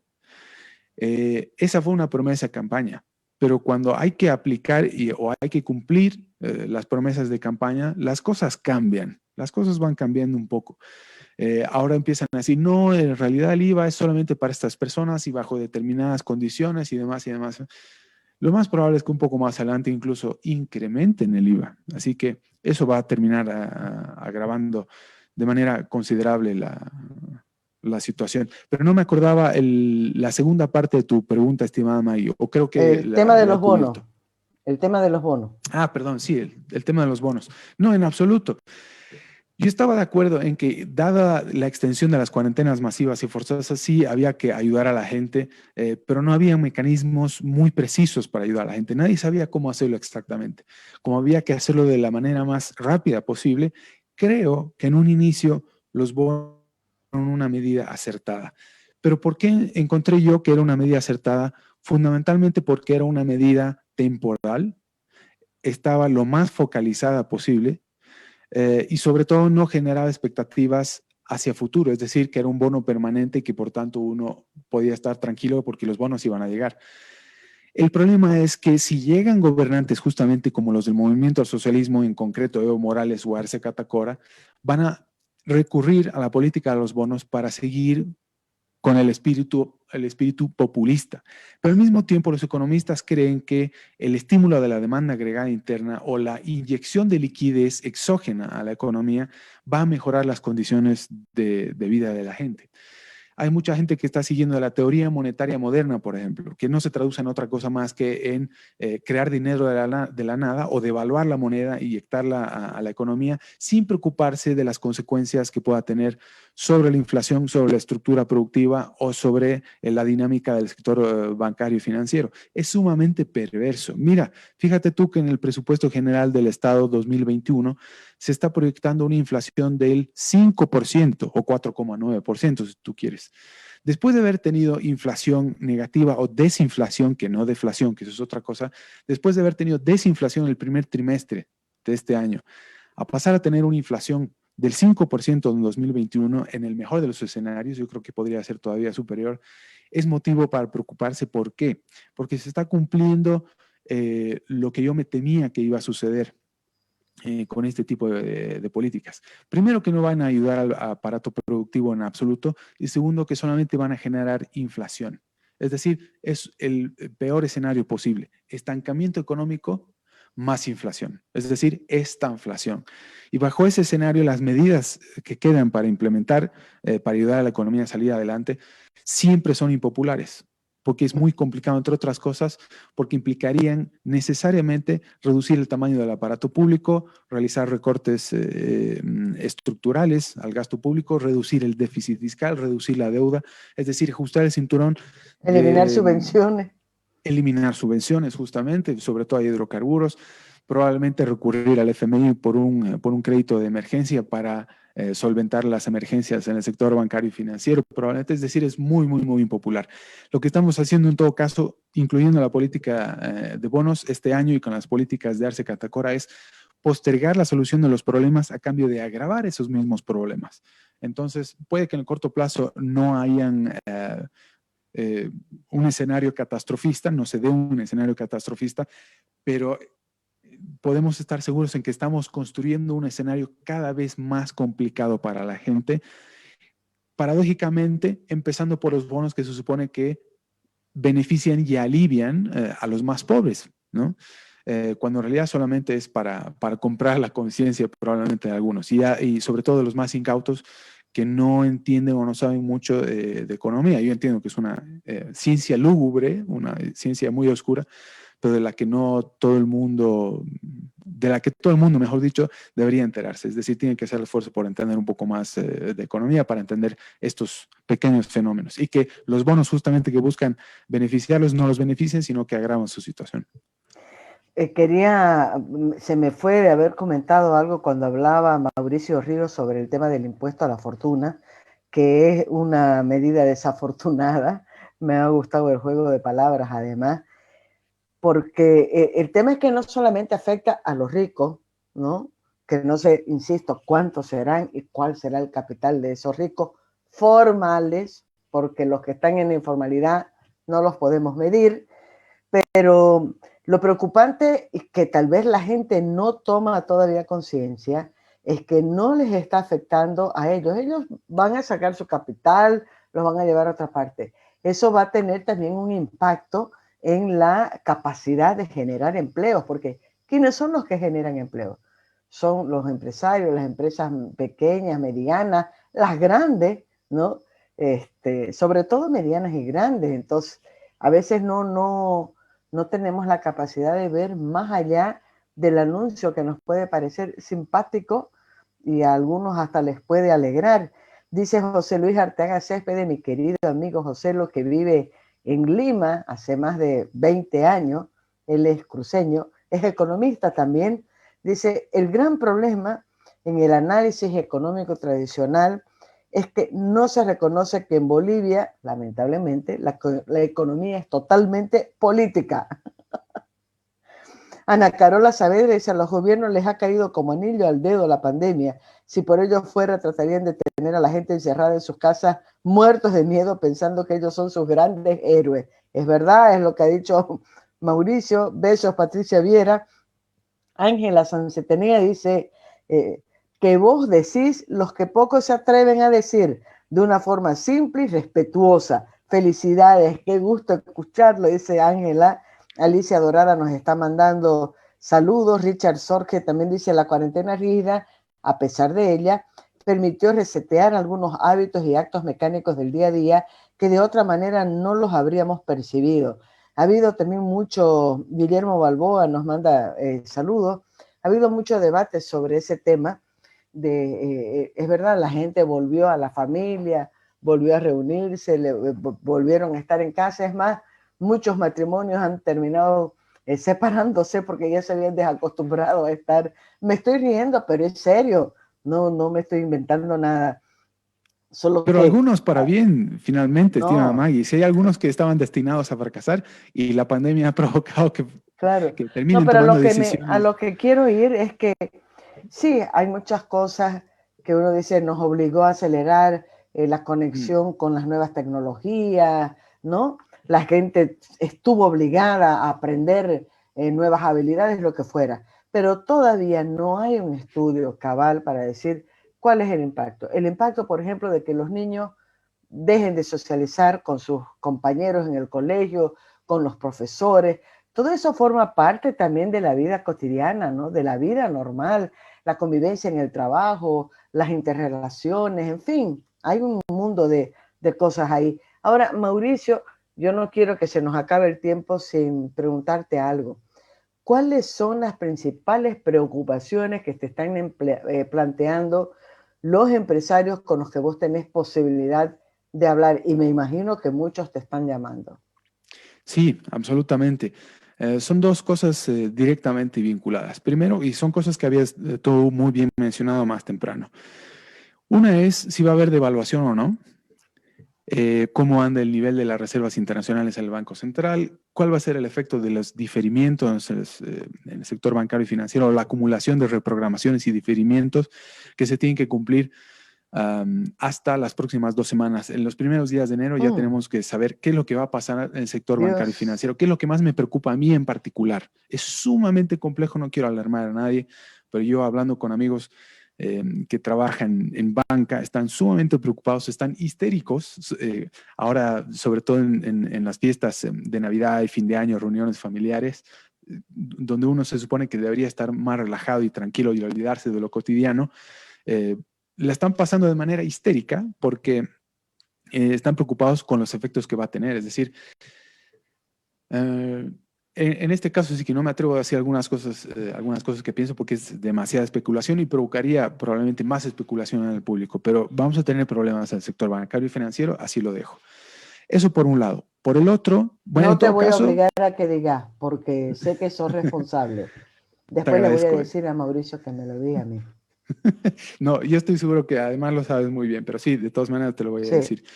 ¿En qué estaba? estabas El, haciendo un recuento de las preocupaciones que se están planteando.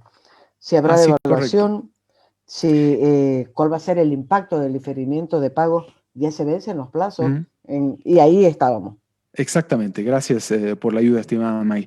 Yo creo que sí va a haber devaluación, pero que el gobierno no va a tocar el tipo de cambio. ¿Es posible? Sí, absolutamente. De hecho, el gobierno de Yanine Áñez a mediados de año presumía de haber devaluado en el mercado secundario y que de esa forma no habría generado inflación, sino que además habrían ayudado a la gente y demás, porque a mí me parece perverso los efectos de una devaluación no son siempre la inflación y además en caso de que haya inflación no siempre es inmediata y no siempre además es dentro del IPC creado por el Instituto Nacional de Estadística. Esto es parte de otro tipo de discusiones, pero con eso yo creo que es más que suficiente.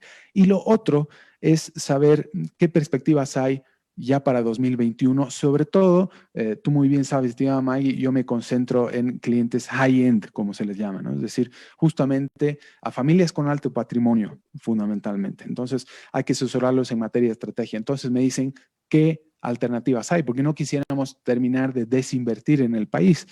Entonces yo les digo, bueno, si me van a buscar a mí es finalmente para que yo les ofrezca alternativas en el exterior, no necesariamente en el país. Existe esa posibilidad.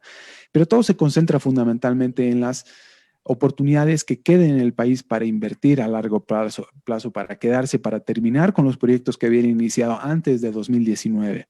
Con toda la pandemia, todo se ha ido postergando a cambio de asumir mayores costos de inversión e incluso algunas pérdidas se han quedado con la esperanza de que el país pueda salir adelante. Pero yo honestamente, de la manera más honesta posible, no veo elementos para el optimismo a largo plazo.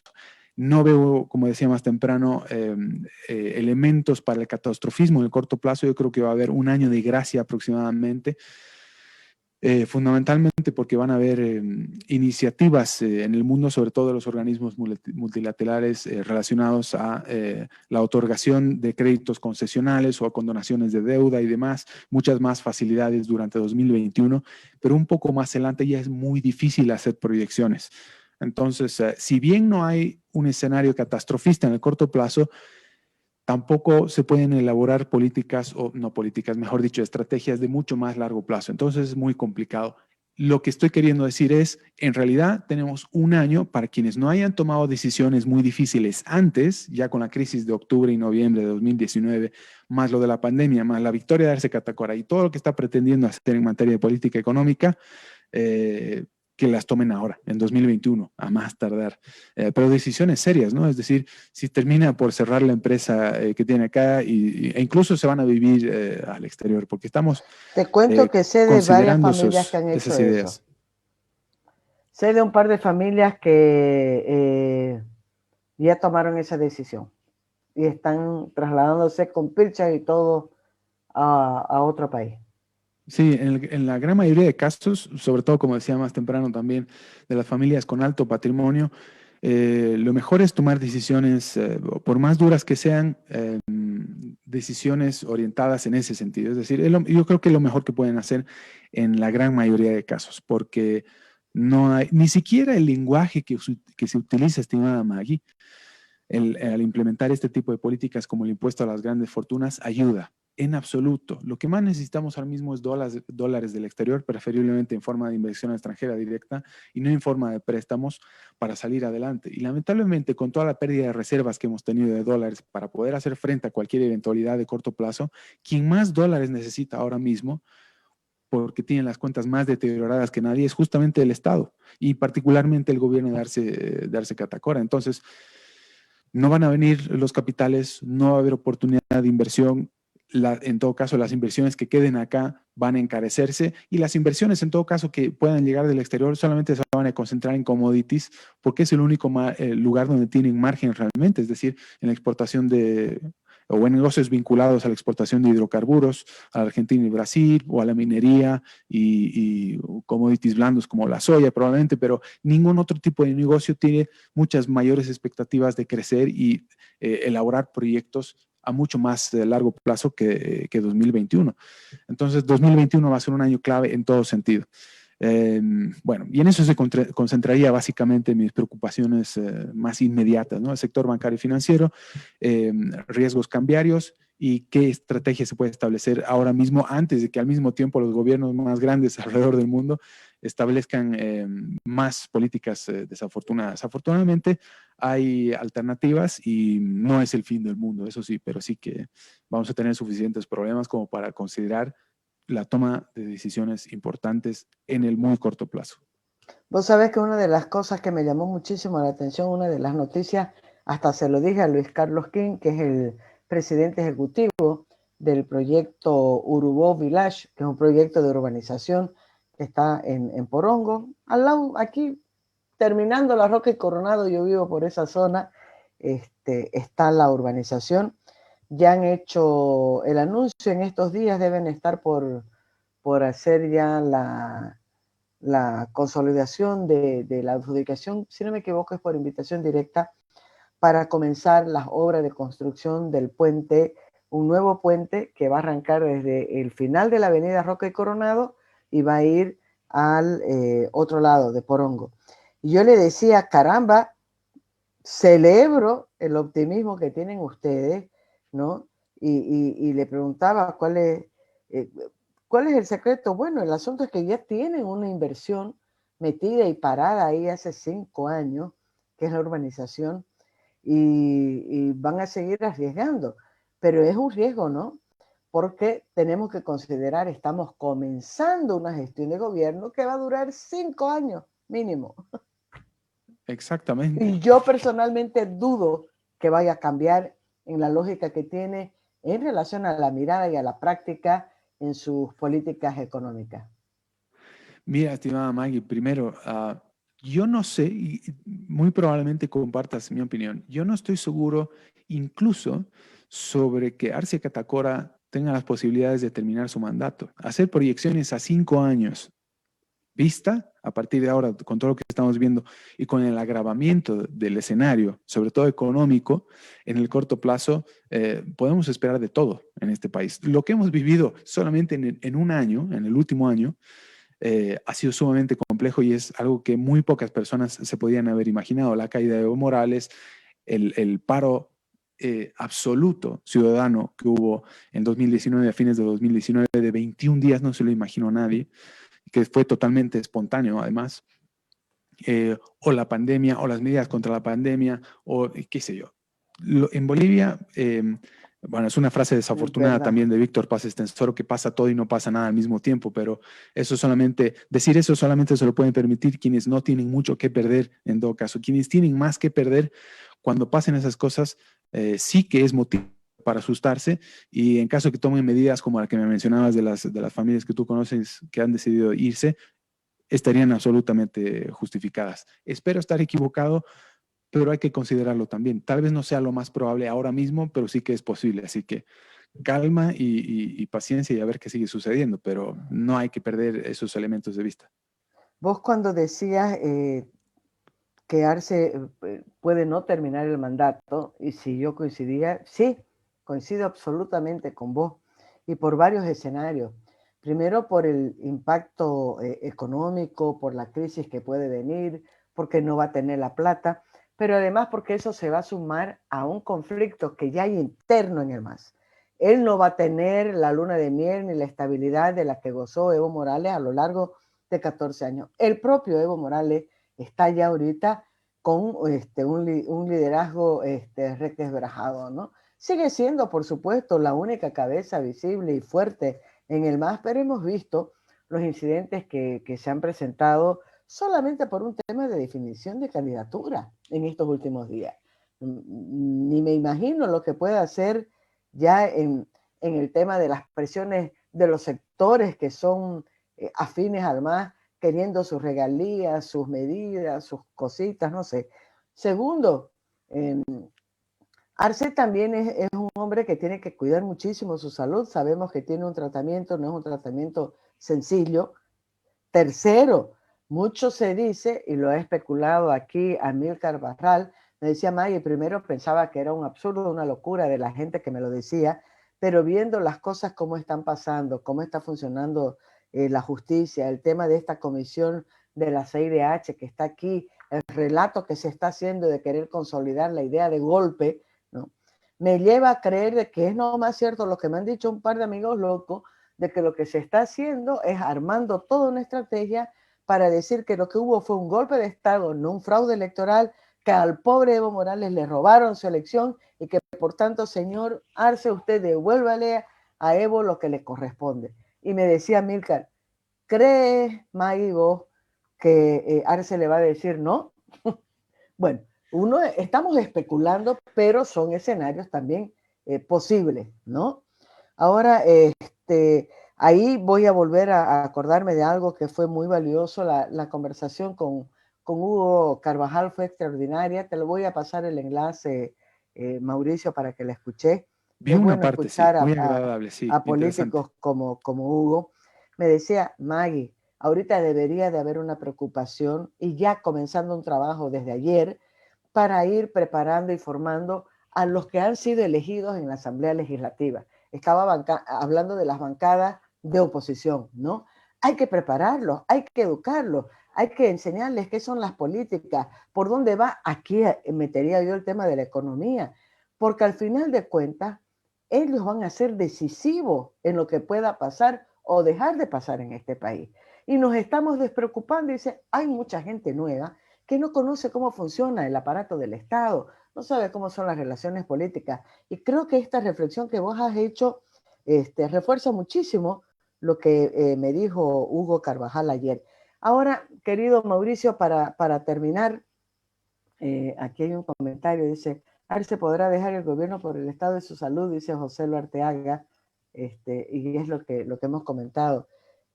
Yo sé que ay, Patricia Viera me pide que comente. Además, se está incentivando la informalidad de la economía. Los impuestos diferenciados sirven para un show político, en la práctica no cumplen los objetivos de recaudación, como bien dijo el propio presidente. Espero no aumenten los divorcios. Ay, Dios santo. Ni que se diga el crecimiento de la informalidad, siendo la economía boliviana una de las economías más informales de la región, y vaya el daño que eso causa, ¿no? Ahora, yo sé, Mauricio, que tu especialidad es sobre todo patrimonios grandes patrimonios, familias con grandes patrimonios. Pero quisiera muchísimo aprovechar tu experiencia, tu conocimiento, para que le hables a la gente común, a la gente que no tiene grandes patrimonios, que tiene muchísimas dudas y está más perdido todavía que los empresarios, ¿no? ¿Qué le aconsejarías vos a la gente? Estoy pensando, estás hablando con tu mamá, con tu hermano, con tu esposa, con tu mejor amigo. ¿Qué consejo nos darías a todos?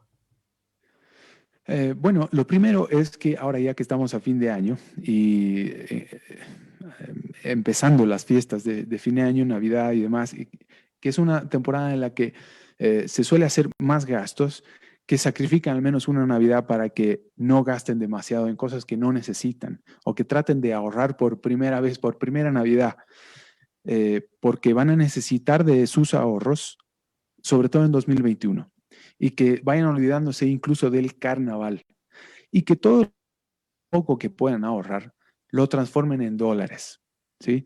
Y que esos dólares no los toquen en lo posible, ya sea para poder afrontar cualquier contingencia familiar, ante cualquier emergencia de cualquier tipo, o ante cualquier política económica o macroeconómica alocada que se pueda implementar eventualmente.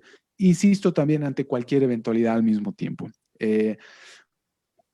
Si hay una de las cosas que hemos hablado durante toda la entrevista ha sido cómo los políticos se aprovechan de las crisis para implementar políticas que de otra manera no hubieran sido posibles. Al punto en el que incluso se inventan crisis o crean crisis para implementar políticas que de otra manera no serían posibles. Y que además piensen siempre a largo plazo. Primero que ahorren, luego que traten de ahorrar además en dólares, y que tengan preparada probablemente una caja fuerte en casa.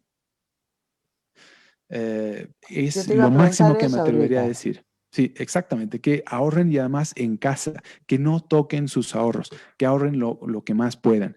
Pero la caja chica, es decir, para poder financiar su vida cotidiana, para poder pagar la luz, el agua, el transporte, la universidad, el colegio de los chicos y demás, todo lo que sea caja chica, que sea en bolivianos, lógicamente. No va a haber ningún peligro si tienen bolivianos en el banco, por ejemplo. En ese sentido no va a haber problema.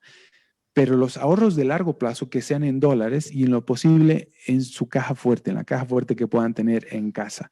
Y que piensen dos veces antes de invertir en cualquier cosa también, porque lo más probable es que puedan cometer errores, sobre todo cualitativos, de inversión un poco más adelante.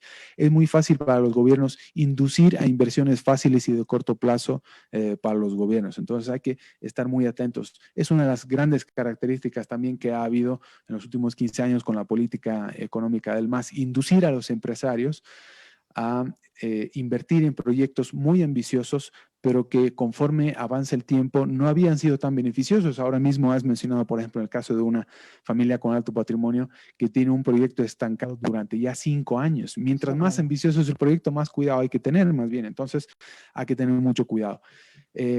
Si no tienen el futuro muy claro, lo mejor es ahorrar y no tocar ese dinero en absoluto, salvo que sea una urgencia y que esté justificado, más nada. Y que se olvide de aventurarse en asuntos de corto plazo. Hay mucha gente, por ejemplo, que está tratando de endeudarse lo más posible en bolivianos para comprar un auto o una casa o tener el pie de un departamento, en la esperanza de que si eventualmente el gobierno de Arce Catacora realmente decide devaluar mediante el tipo de cambio, la devaluación pague buena parte de esa deuda de la noche a la mañana. Yo creo que sería un error. Eso ya es para los que tienen un poco más y saben un poco más de finanzas, pero sería lo último que les recomendaría. Muchos están tratando de hacer lo que muchos hicieron al mismo tiempo ante la hiperinflación que tuvimos en 1985. Se endeudaron lo que más podrían bolivianos y al final su deuda terminó siendo pagada solamente por efecto inflacionario y les vino muy bien. Muchos hicieron fortunas, construyeron sus fortunas en esa época. Pues yo ahora mismo no creo que vaya a ser posible, las circunstancias son distintas, las necesidades son distintas, el enfoque es distinto del gobierno y además, al mismo tiempo, no creo que sea un gobierno respetuoso de la institucionalidad democrática, a diferencia del gobierno de Siles Suazo en 1900, entre el 82 y 85, si no me equivoco. Así que, bueno, ahí me limitaría. Esas son las recomendaciones generales que tendría para todo el mundo. Ahorrar mucho, caja chica en bolivianos a corto plazo y ahorros de largo plazo en bolivianos y en lo posible en caja fuerte en la casa. ¿Qué otra opción tiene la gente para tener a buen recaudo su ahorro? Bueno, puede invertir en activos reales, es decir, puede comprar, sí, probablemente una casa que esté seguro que no la va a querer vender. La idea es no especular a corto plazo. Si, por ejemplo, pretende invertir en un departamento para alquilárselo a algún estudiante brasilero, primero que el estudiante brasilero no va a volver pronto al país. Segundo, que va a ser muy difícil pagar créditos. Y tercero, lo más probable es que el activo que esté comprando, es decir, que ese departamento que está comprando sea comparativamente de menos calidad que un departamento que compraría para tenerlo como solución habitacional, donde va a vivir, por ejemplo. Entonces, tiene que tener mucho cuidado con la calidad de activos reales en las que puede invertir. Sí, efectivamente, hay mucha gente que está haciendo este corto o este short que te estoy comentando de endeudarse para comprar un activo y que parte de la deuda de ese activo se la pague una devaluación. Eso creo que sería un error. La idea es invertir también en activos reales para defenderse de la inflación. En este caso puede ser activos inmobiliarios, pero hay muchos otros también. Es decir, una de las primeras reglas de inversión es invierte en aquello que conoces. Y uno podría darle una idea general a todo el mundo. Todo el mundo vaya a invertir en bienes raíces. No, en absoluto. Sino que inviertan, si van a invertir en activos reales, inviertan en el tipo de negocio que rodean esos activos que muy bien conocen, que solamente ellos conocen y de lo que están seguros que están haciendo. No me Los atrevería a bolivianos decir no mucho más. tenemos, perdón, Mauricio, los bolivianos no tenemos opciones como tienen ciudadanos de otros países, incluso de países vecinos, de buscar invertir en acciones que se cotizan en la bolsa internacional. No tenemos esa opción, ¿no? Lamentablemente, y es uno de los motivos por los cuales me enfoco en familias de alto patrimonio, solo es posible para quienes tienen alto patrimonio, porque es muy caro invertir en el exterior. Es muy caro invertir de la manera más adecuada en el exterior y además con un enfoque de más largo plazo. Entre otras cosas porque los servicios de wealth management o de asset management o de planificación patrimonial han encarecido mucho con la hiperregulación que ha nacido a raíz de la bancarrota Lehman Brothers en 2008, ya en 2008, y con el escándalo de los Panama Papers en 2016 también. Ha habido mucha hiperregulación sobre el sector, entonces está encareciendo algunos servicios, sobre todo de compliance, es decir, de seguimiento a la legalidad y procedencia de los fondos. Entonces, solamente quienes más tienen la posibilidad de asumir el incremento de costos que ha habido y además de las tasas de interés extraordinariamente bajas que están estableciendo los bancos centrales. Incluso, como decía más temprano, también para hacer frente a las tasas de interés nominales negativas y a la digitalización del dinero fiat y demás. Entonces, para quienes tuvieran, por ejemplo, un ahorro disponible de, qué sé yo, $50,000, no se les ocurra ni por casualidad tratar de llevar su dinero al exterior porque es muy poco. Y lo más probable es que quien acepte esos fondos lo esté haciendo solamente porque está buscando la comisión de corto plazo. Porque volver a repatriar esos fondos sale todavía más caro. Entonces, no hay Mira sentido vos. para invertir $50,000 nada más en el exterior. $50,000 es muy poco. Y además, entrar en bolsa ahora mismo con $50,000 los puede perder en un día. Tenemos más volatilidad que nunca y todavía seguimos teniendo incertidumbre en materia de coyuntura en el exterior también. Es decir, no es ningún chiste. Quienes tienen la capacidad de invertir en el exterior son los que más tienen y además quienes tienen un horizonte temporal de muy largo plazo con un enfoque incluso intergeneracional. Entonces, en ese sentido, sí que existen formas, estrategias para poder preservar el patrimonio a largo plazo, pero para quienes no tienen, quienes tienen $50,000 de ahorros, busquen alternativas aquí mismo en el país. No ahorrar nunca a largo plazo en bolivianos y traten en todo caso de invertir en activos reales cuyo negocio, el negocio que rodea esos activos, lo entiendan muy bien, fundamentalmente. Y no mucho más. Honestamente, no hay muchas alternativas.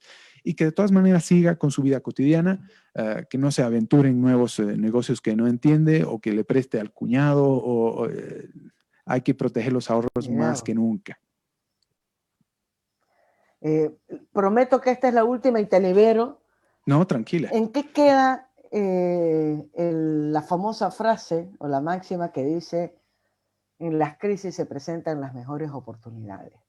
¿Qué oportunidades pueden haber en esta crisis en la que se viene?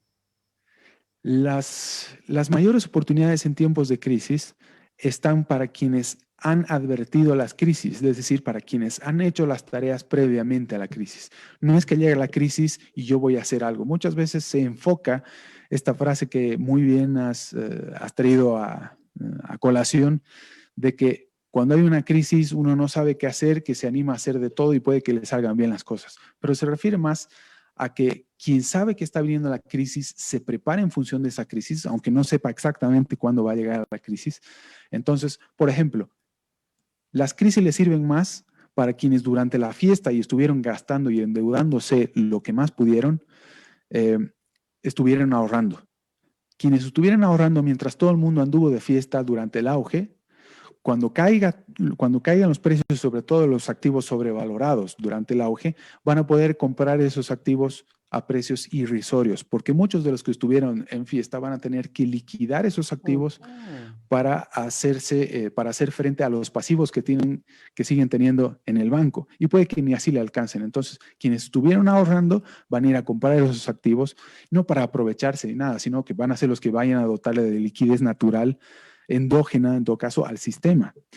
Y a eso me refería más temprano cuando decía, todos piensan que la inyección de liquidez proveniente de los gobiernos y sus bancos centrales van a ayudar a la economía. No, esa es liquidez exógena que solamente va a encarecer la inversión y va a entorpecer las señales que tienen los agentes para guiarse y decir dónde tienen que invertir o de dónde tienen que sacar el dinero y demás.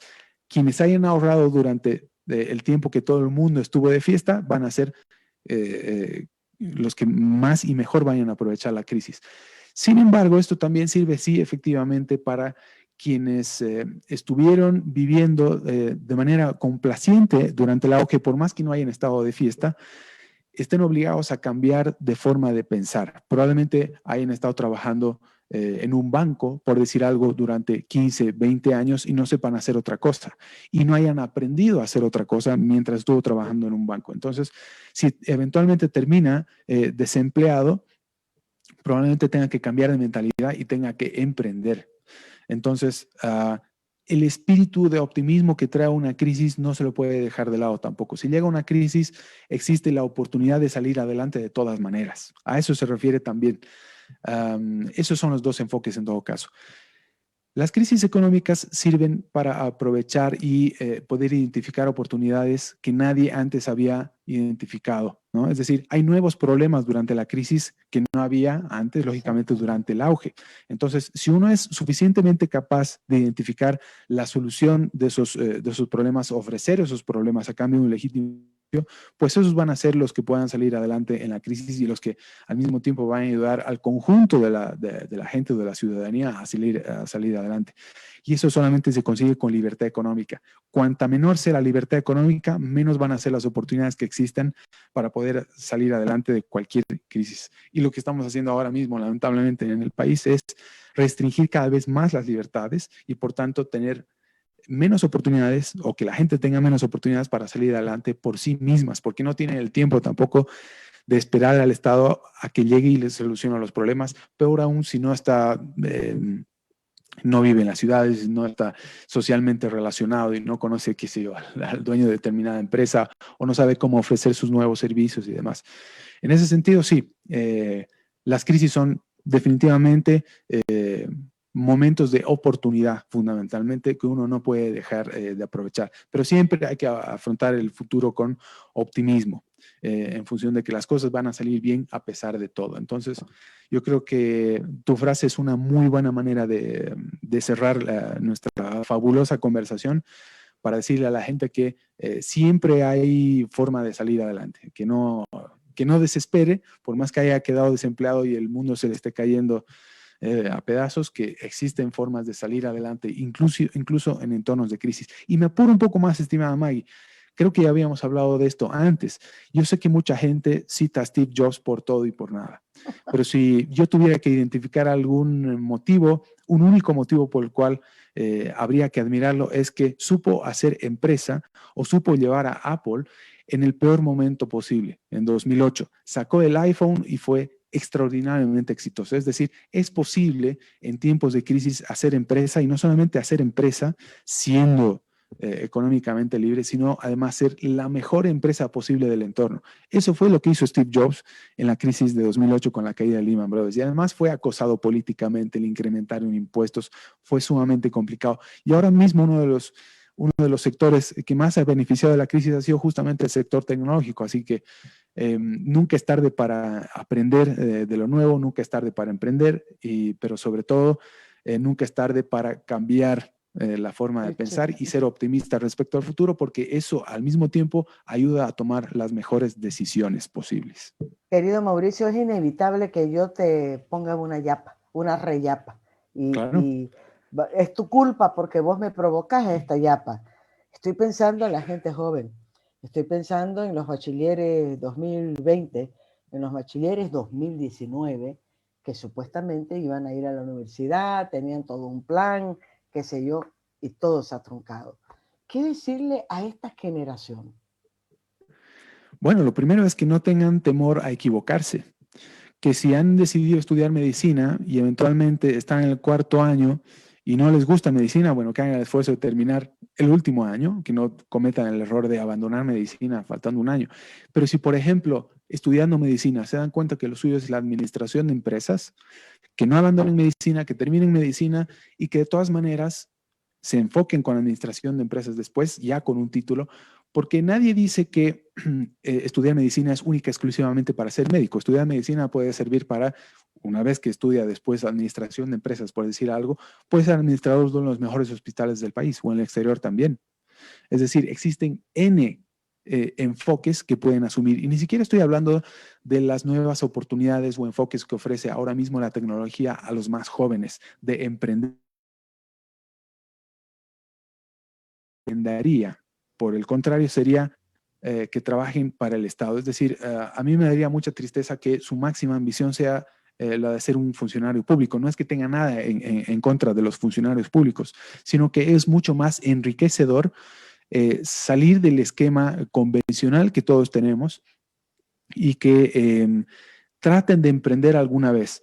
Yo les garantizo como emprendedor de que es muy satisfactorio ver cómo las ideas que uno tiene se van haciendo realidad conforme pasa el tiempo. Es un motivo de satisfacción personal enorme del que nadie puede privarse. Emprender no está hecho para todo el mundo. Emprender no es para todo el mundo, pero al mismo tiempo no quisiera que la gente se vaya con la impresión de que ser funcionario público, sobre todo en estos tiempos, es lo más gratificante del mundo. Yo creo que gratificación va a conseguir uno cuando el mercado reconozca lo que le está ofreciendo, lo que uno le está ofreciendo al mercado. Es decir, y no solamente a su entorno inmediato, la familia y demás.